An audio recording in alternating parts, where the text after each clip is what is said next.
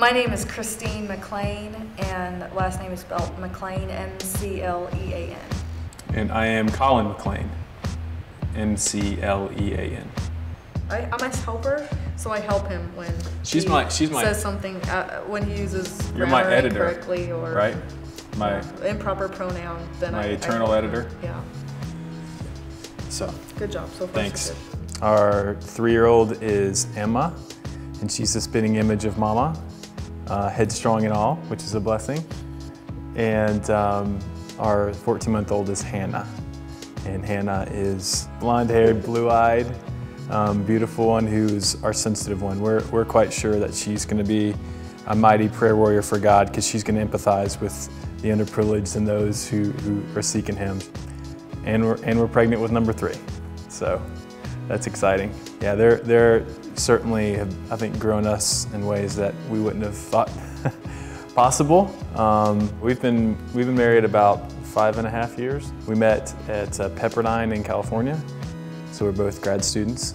And one thing that I think we're a testament to is that marriage gets better every year. Colin and I, when we got married, we were both just professionals. I had never a thought of staying at home. Never crossed my mind. We were both just, I would say, a high-achieving team. We both traveled a lot. We would see each other, kind of high-five each other and be gone off on planes.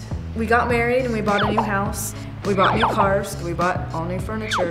I think that a lot of our focus was on ourselves. And then something opened our eyes, probably God, saying, wow, if we didn't have debt, if we didn't have car payments, if we didn't have credit card payments, if we didn't have a high house payment, what more could we be doing? I felt very passionate about getting us out of debt. It was the first stage of this. And so we sold our cars, we sold that house, we decided to move into an apartment and live there for a year. We used cash for everything. I took away all of Colin's cards, including his bank card. He only got an envelope of cash. We paid off about $45,000 in debt in about 1.5 years. We're certainly the poster children for what not to do. I think to a certain extent, starting off your marriage with again, because you can afford it, you should buy it. I mean, if you look at our lifestyle and our heart, it wasn't much different from our unredeemed person. So that the effort that we did to get through the whole process of debt, it freed us. It freed us from saying, you know what, our self-reliance and our worth is based on something that's other than God. He doesn't free you from debt, as Christine said, to put you in a position just to go back to put money in the kids' college fund or in your 401k. He frees you from debt because He's got much that His people need. And then He took us to a point of saying, okay, now you're past the point of conformity. What am I really calling you to live like with your finances? And we felt very, very clear that God's calling us to be radical with the way we give generously. If we believe that it's His and it's just a transfer, then it becomes a great joy to see that He's using some people to help other people, and in turn, we all sort of bless each other. Giving accordingly is not just about balancing a spreadsheet and getting 10% out, because if it's just about a spreadsheet and figuring out what 10% is, then folks aren't going to get, I think, the real spiritual depth to it, about the life change that needs to be in every part of my life, including finances.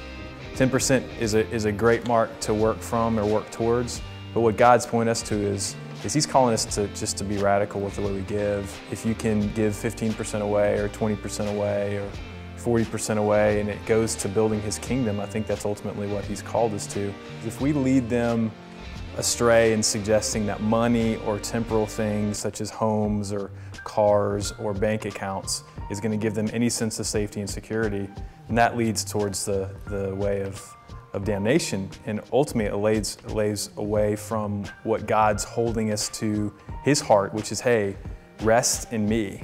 Rest in my faithfulness, rest in my hand of security. And God, through this process, is, again, just reinforced that everything is His. And I think you're right. I think you have to stay humble no matter if you're in a circumstance of debt or you're in a circumstance of a little flexibility, because to His glory and His honor, He could take it away like that. Did I do okay? You did okay.